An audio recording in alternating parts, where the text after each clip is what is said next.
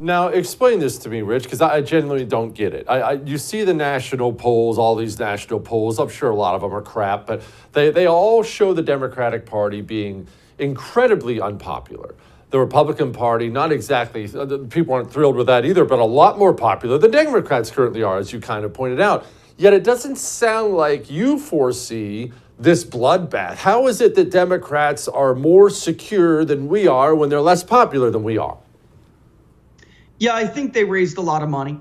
There is some X factors this election, but I just don't think it's going to cost the Republicans a midterm election. The X factors being that Donald Trump's candidates got through the lion's share of these primaries, and the leadership is not happy about it. So, I've seen things this cycle that I've never seen before. I have seen the majority or the minority leader who hopes to be speaker. I've seen him take 3 weeks to a month to call a candidate after they won their primary, even though they're in a battleground district that they absolutely could and should carry in November. It's a little bit of self-sabotage here. But that being said, the American people, the way these things go, the American people end up having their say.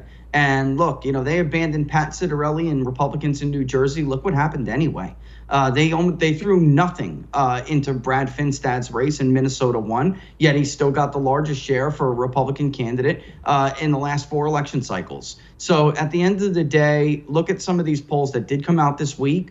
It's bad news for Joe Biden. Monmouth, ABC, a lot of people. I don't think they're all great polls by any measure, but trends are trends. And the big question was whether or not ABC picked up on a trend, an early trend.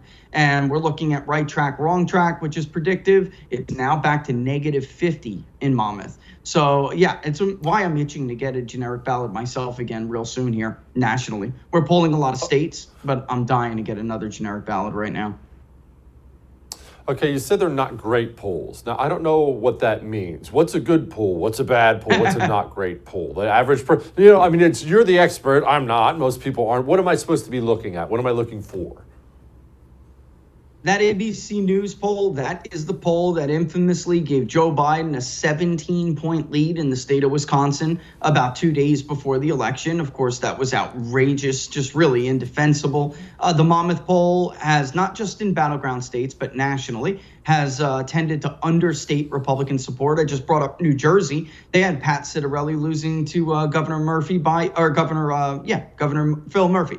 By about 12 points. It was double digits. In the end, that was a nail biter. He was forced to write an article the next day questioning whether or not he should still even be a pollster. I mean, so, there are some polls that are just not just wrong, Jesse. They're outside their own sampling errors, and they can repeatedly do this in one direction, which means they're not overstating Democrats, one race, overstating Republicans, the next race.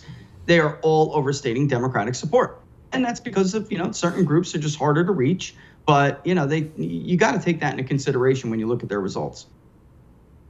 What's that mean, harder to reach? Because a lot of people will see that and they see how much they always over skew towards Democrats. And they immediately say to themselves, all the polling companies are to the left. They're all manipulating these things. I'm sure some of the times that's true. But you mentioned harder to reach. So Republicans are harder to reach? Yeah.